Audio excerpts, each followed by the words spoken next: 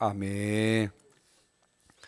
자, 오늘은 누가복음 8장 16절부터 25절까지 말씀 읽었는데요. 자, 여러분 오늘 읽은 이 본문 앞부분에는 씨 뿌리는 비유가 나옵니다. 그렇죠? 우리 어제 이제 씨 뿌리는 비유에 대해서 말씀을 나눴었는데, 자, 그리고 나서 씨 뿌리는 비유에 이어서 오늘 16절부터 25절은 크게 이제 세 부분으로 나눌 수가 있는데, 먼저 16절부터 18절, 아마 여러분 가진 성경으로 한번 보셔야 될 것 같은데, 16절부터 18절까지는 일명 등불 비유라고 하는 것이 나오고요. 그리고 19절부터 21절은 진정한 예수님의 가족, 하나님의 가족, 하나님 나라의 백성이 누구냐라는 것을 보여주고 있고, 그리고 22절부터 25절까지 말씀은 바람과 물결을 잠잠하게 하신 예수님에 대해서 말씀하고 있습니다. 자, 앞부분에 나오는 이 등불 비유와 진정한 예수님의 가족, 하나님 나라 백성이 누구냐라고 하는 것은요, 이 앞에 나오는 그 씨 뿌리는 비유와 연결해서 우리가 묵상해 볼 수가 있고, 그리고 이제 마지막 나오는 바람과 물결을 잠잠하게 하신 그 예수님에 대해서는 이제 또 새로운 주제, 믿음에 관한 주제라고 그렇게 또 따로 떨어뜨려서 생각해 볼 수가 있습니다. 자, 그럼 먼저 우리 등불 비유를 한번 살펴보도록 할 텐데, 자, 16절로 18절입니다. 자, 16절 제가 읽고 17절 여러분들이 읽으시고 18절 다시 한번 읽어보겠습니다. 누구든지 등불을 켜서 그릇으로 덮거나 평상 아래에 두지 아니하고 등경 위에 두나니 이는 들어가는 자들로 그 빛을 보게 하려 함이라.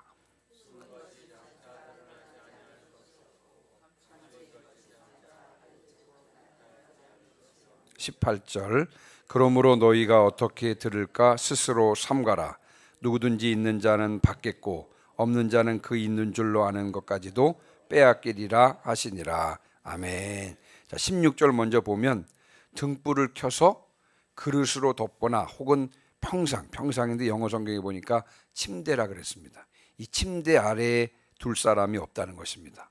등불은 켜서 어디에 둔다고요? 등경, 다른 말로 말하면 등잔대 위에 둔다는 것입니다. 왜냐하면 그래야 드나드는 사람들이 빛을 볼 수 있기 때문에 그렇습니다. 자, 그럼 여기서 등불이라고 하는 것은 무엇을 뜻하는 것일까요? 등불을 켜서 그릇으로 덮어두거나 혹은 침대 아래에 두지 않고 등경 위에 두어서 드나드는 사람들이 그 빛을 볼 수 있게 한다. 자, 그럼 여기서 말하는 등불은 무엇을 뜻하는 것일까요? 바로 앞에 나오는 비유가 무슨 비유라 그랬죠?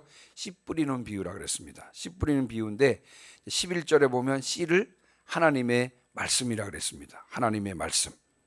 자, 그러니까 등불은 켜서 사람들이 보도록, 사람들이 볼 수 있도록 비춰야 하는 것 마찬가지로 씨, 다시 말씀을 드리면 하나님의 말씀, 즉 복음을 받은 주님의 제자들은 그 받은 말씀, 그 복음을 자기 혼자만 가지고 기뻐해서는 안 된다는 것입니다. 다른 사람들에게도 전해야 한다는 것이죠. 다른 사람들도 빛을 볼 수 있도록 복음을 전파해야 한다고 하는 것이 바로 16절의 말씀인 것입니다. 자, 이 말씀은요, 디모데후서 4장 2절 말씀에 너는 말씀을 전파하라, 때를 얻든지 못 얻든지 항상 심쓰라 라고 하는 사도 바울의 말씀과 일맥상통합니다. 등불을 켜서 사람들이 볼 수 있도록 비춰야 하는 것처럼 부지런히 복음을 전하시는 여러분들 되시기를 주님의 이름으로 축원합니다.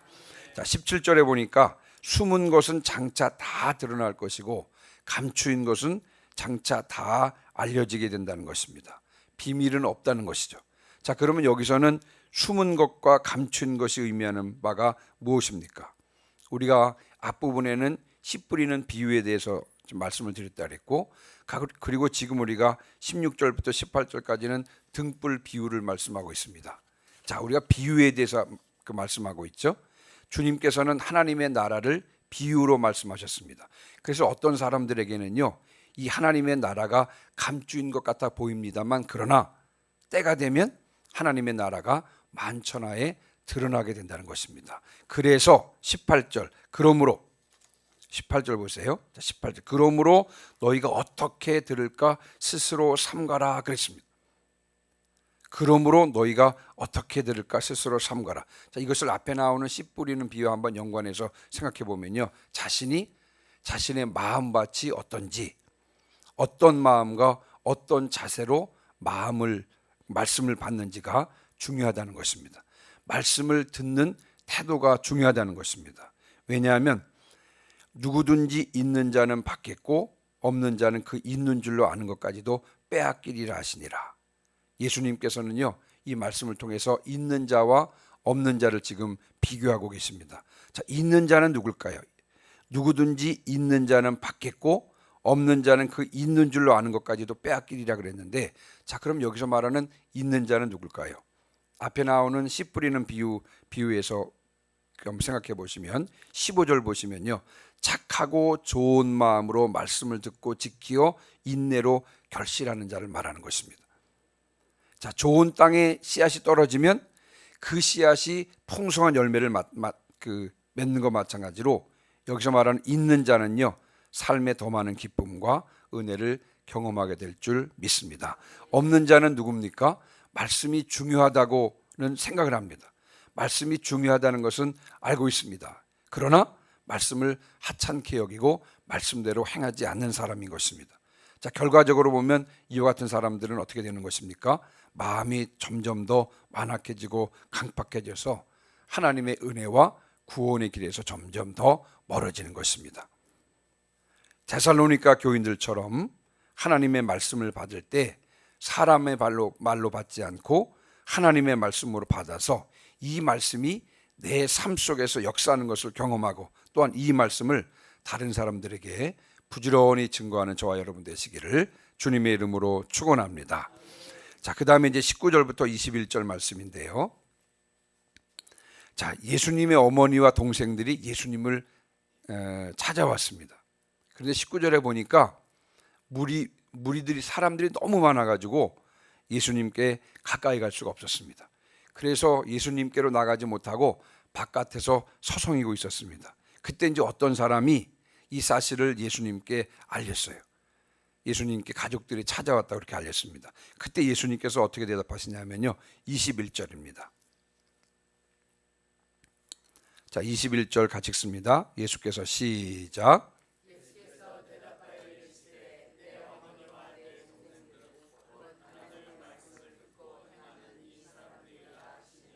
아멘. 자, 여기서 여러분 오해하시면 안 됩니다. 자, 어떤 사람이 말을 전합니다. 당신의 가족이 왔습니다. 그랬더니 예수님께서 하시는 말씀이요, 내 어머니와 내 동생들은 곧 하나님의 말씀을 듣고 행하는 이 사람들이라. 그런 상황인데요. 자, 그러면 예수님께서는 육신의 가족을 무시하셨다? 여러분, 그런 뜻은 아닙니다. 그렇죠? 예수님께서는 이와 같은 기회를 통해서 이제 중요한 가르침을 주고 싶어 하셨는데, 육신의 가족도 가족 관계도 중요하지만 그 육신의 가족 관계 그 이상으로 하나님 말씀과의 관계가 중요하다는 것을 제자들과 주변 사람들에게 지금 가르쳐 주고 싶어 하셨던 것입니다.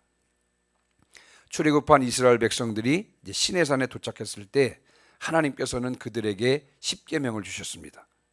자, 그런데 십계명을 주시면서 하나님께서 먼저 이렇게 말씀하셨습니다. 자, 십계명 첫 번째 계명이 시작되기 전에 출애굽기 20장 1절 2절 한번 보시면요.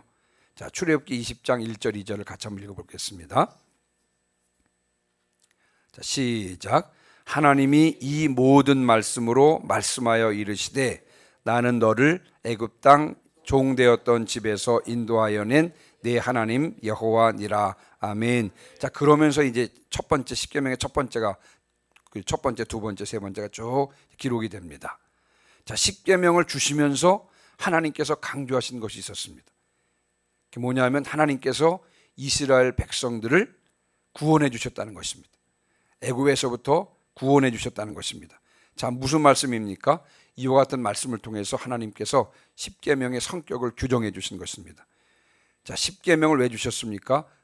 구원받기 위해서 주신 것이 아니라, 십계명을 지켜야 구원을 받는다는 것이 아니라, 십계명은 이미 구원받은 하나님의 백성들에게 주셨다는 것입니다. 다시 말씀을 드리면 십계명은 하나님의 백성들이 하나님의 백성답게 살도록 하기 위하여 하나님의 백성답게 살기 위해서 지켜야 할 규범이라고 하는 것을 이 출애굽기 20장 1절 2절에서 주님께서 먼저 말씀하신 것입니다. 누가 하나님의 백성입니까? 하나님의 말씀에 순종하는 자가 하나님의 백성이라는 뜻입니다. 마찬가지입니다. 여러분, 예수님께서는 어떤 사람이 하나님의 가족인지, 어떤 사람이 하나님 나라의 백성인지를 가르쳐주고 계신 것인데, 자, 그럼 어떤 사람이 하나님의 가족, 즉 하나님 나라의 백성입니까? 오늘 본문에 보니까 말씀을 듣고 행하는 사람이 바로 하나님의 가족, 하나님 나라의 백성이라고 하는 것입니다. 하나님의 말씀을 듣기만 하는 것이 아니라 하나님의 말씀을 듣고 그대로 행하는 사람이 바로 하나님 나라의 백성, 하나님의 가족이라고 하는 것입니다. 그만큼 하나님의 말씀을 듣고 행하는 것이 중요하다는 것입니다. 사도 야고보도 우리들에게 엄히 경계하고 있는데요, 야고보서 1장 22절 말씀입니다. 자, 야고보서 1장 22절 말씀 같이 읽습니다. 시작. 너희는 말씀을 행하는 자가 되고 듣기만 하여 자신을 속이는 자가 되지 말라. 아멘. 말씀을 듣기만 하는 자는 자신을 속이는 자입니다. 말씀을 듣고 그대로 행하는 자가 바로 하나님의 가족이라고 하는 것입니다. 말씀을 듣고 그대로 순종해서 하나님의 가족이라고 하는 증거를 온전히 드러내는 저와 여러분 되시기를 주님의 이름으로 축원합니다. 자, 그리고 22절부터 25절인데요. 자, 여기는 또 다른 사건을 다루고 있습니다. 자, 여러분 22절입니다. 자, 22절 같이 읽습니다. 시작. 하루는 제자들과 함께 배에 오르사 그들에게 이르시되 호수 저편으로 건너가자 하심에 이에 떠나. 아멘. 자, 예수님께서 그 어느 날 하루는 예수님께서 제자들과 함께 배를 타시고 호수 건너편으로 건너가셨습니다. 여러분, 이제 26절 이하에 보면 예수님께서 거라사인의 땅에 가셔서 거기에서 이제 군대 귀신 들린 사람을 고쳐주는 장면이 나오는데, 이제 거라사인 땅에 있는 군대 귀신 들린 사람을 고쳐주시기 위해서 이제 예수님께서 배를 타시고 제자들과 함께 지금 갈릴리 호수를 건너가게 되었습니다. 그런데 23절에 보니까 호수를 건너는 중에 배에서 예수님께서 잠이 드셨습니다. 자, 그 다음에 23절, 여러분 23절입니다. 자, 23절 같이 읽습니다. 시작. 행선할 때 예수께서 잠이 드셨더니 마침 광풍이 호수로 내리침에 배에 물이 가득하게 되어 밑에 앉으라. 아멘. 23절 보니까 예수님께서 배에서 잠이 든 사이에 마침 광풍이 호수로 내리쳤다, 그렇게 말씀하고 있습니다. 자, 광풍이 호수로 내리쳤다, 이 말씀은 무슨 말이냐면요, 여러분 갈릴리 호수는 바닷면보다도 200m 아래에 있습니다. 해발 마이너스 200m입니다. 바다보다도 200m 가량 아래에 있고요, 주변에는 높은 골짜기가 있습니다. 자, 그러니까 높은 곳에 있는 차가운 바람이요, 이 골짜기를 타고 빠른 속도로 그 바닷면보다 200m 아래에 있는 곳으로 내려오면서 거기에 있는 따뜻한 공기와 부딪힙니다. 자, 그렇게 되면서 찬 공기가 갈릴리 호수에 있는 그 따뜻한 공기가 부딪히면서 비와 바람을 동반한 폭풍이 일어나게 되는 것입니다. 갈릴리 호수에서 가끔 이런 일이 있는데 이날도 그랬습니다. 예수님께서 이제 거라사인의 땅으로 건너가실 그때 광풍이 호수로 내려쳐서 사나운 바람과 함께 물결이 출렁이고 배가 흔들리고 배에 물이 가득 차고 배가 전복될 위기가 닥쳤던 것입니다. 그때 24절에 보니까 제자들이요, 잠자고 계시는 주무시고 계시는 예수님을 깨우면서 이렇게 소리칩니다. 주여 주여 우리가 죽겠나이다. 주무시던 예수님께서 이제 일어나셨어요. 자, 그러시면서 이렇게 외치셨는데 24절입니다. 자, 24절 25절 같이 읽습니다. 시작. 제자들이 나와 깨어 이르되 주여 주여 우리가 죽겠나이다 한데 예수께서 잠을 깨사 바람과 물결을 꾸짖으시니 이에 그쳐 잔잔하여 지더라. 25절. 제자들이 이르시되 어디 있느냐 하시니 그들이 두려워하고 놀랍게 여겨 서로 말하되 그가 누구이기에 바람과 물을 명함에 순종하는가 하더라. 아멘. 예수님께서 제자들에게 이렇게 물으셨습니다. 잠에서 깨어난 예수님께서 바람과 물결을 꾸짖으셨다 그랬습니다. 꾸짖으셨다 그랬습니다. 그랬더니 광풍이 그치고 호수가 잔잔해졌습니다. 그때 예수님께서 제자들에게 이렇게 물으셨습니다. 25절 보니까 너희 믿음이 어디 있느냐? 폭풍 후의 난리통에 제자들의 믿음이 사라진 것입니다. 마치 북새통에 어떤 물건을 잃어버렸던 것처럼 제자들은 그런 와중에 믿음을 잃어버렸다는 것입니다. 그래서 예수님께서 제자들에게 묻는 것입니다. 너희 믿음이 어디 있느냐? 제가 잠깐 전에 이제 말씀드린 대로 여러분 26절부터 39절 우리가 오늘 읽지는 않습니다만 26절부터 39절에는 예수님께서 호수 건너편에 있는 거라사인의 땅에 가서 군대 집힌 사람을 고쳐주는 장면이 나오고 있습니다. 자, 오늘 본문은요, 우리가 읽은 오늘 본문은 바로 그 거라사인의 군대 귀신 집힌 사람을 고쳐주기 위해서 예수님께서 제자들과 함께 배를 타고 호수를 건너고 있었던 것입니다. 그때 여러분 광풍이 불었다 그랬습니다. 자, 그러니까 이 뒤에 나오는 본문과 한번 연결해 보면 이 광풍은 무엇을 뜻하는 것이냐면요, 예수님께서 거라사인의 땅으로 가는 것을 적극적으로 저지하려고 하는 사탄의 세력이라고도 볼 수가 있는 것입니다. 왜냐하면 거라사인의 땅에 가면 군대 귀신 들린 그 사람을 지금 예수님께서 고쳐주시기 때문에 귀신이 거기 가지 못하도록, 예수님께서 그곳에 가지 못하도록, 가서 귀신 들린 사람을 고쳐주시지 못하도록 방해하려고 하는 그런 사탄의 세력이라고 볼 수가 있는 것입니다. 그러나 주님께서는 성령의 능력으로 이를 분쇄하신 것이죠.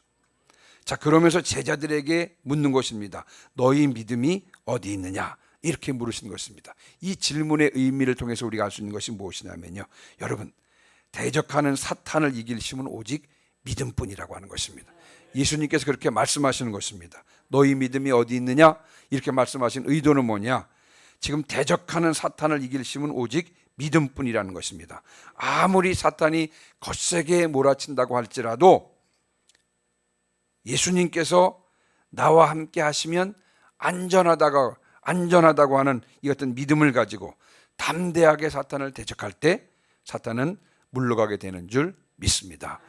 오늘 본문에 보면 제자들은 예수님과 함께 배에 탔음에도 불구하고 예수님과 함께 배를 탔으면 안전할 텐데, 그러나 그 같은 믿음이 없었습니다만 예수님께서 나와 함께 하시면 안전하다고 하는 믿음을 가지고 담대하게 사탄을 대적할 때 사탄은 물러가게 되는 줄 믿습니다. 우리는 어떤 시대에 살고 있습니까? 베드로전서 5장 8절 9절입니다. 우리가 지금 이와 같은 시대에 살고 있는데요, 베드로전서 5장 8절 9절 말씀입니다. 자, 같이 읽습니다. 시작. 근신하라, 깨어라. 너희 대적 마귀가 우는 사자같이 두루 다니며 삼킬 자를 찾나니 너희는 믿음을 굳건하게 하여 그를 대적하라. 아멘.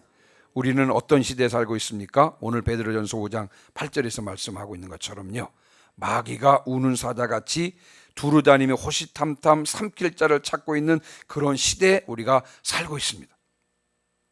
이런 시대일수록 어떻게 하라고요? 9절에 보니까 더욱 믿음 위에 굳건하게 서서 마귀를 대적하라 라고 주님께서 말씀하고 계신 것입니다. 우리가 더욱 믿음에 굳건하게 서서 마귀를 대적할 때 마귀는 우리를 피하는 줄 믿습니다. 주님께서는 우리들에게 오늘 본문을 통해서 그것을 알려주고 계신 것입니다. 이제 오늘 말씀을 마무리하고 마칩니다. 오늘 크게 세 가지를 여러분께 말씀을 드렸는데, 첫 번째는 말씀을 듣는 태도가 중요하다고 했습니다. 하나님의 말씀을 하나님의 말씀으로 받고 인내로 결실할 뿐만 아니라 또한 이 말씀을 부지런히 증거하시는 저와 여러분 되시기를 주님의 이름으로 축원합니다.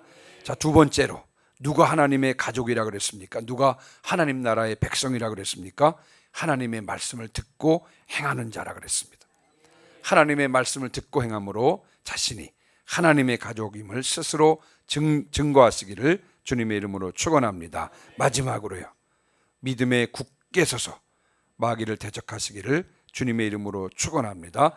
주님께서 나와 함께 하시면 아무리 마귀가 나를 몰아붙인다 할지라도 여러분, 우리가 믿음으로 마귀를 대적할 때 마귀는 우리를 피하게 되는 줄 믿습니다.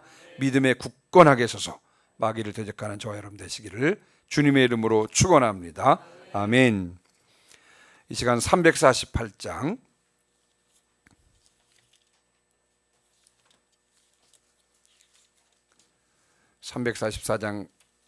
찬송하시고 오늘 들은 말씀을 붙잡고 통성으로 기도하겠습니다.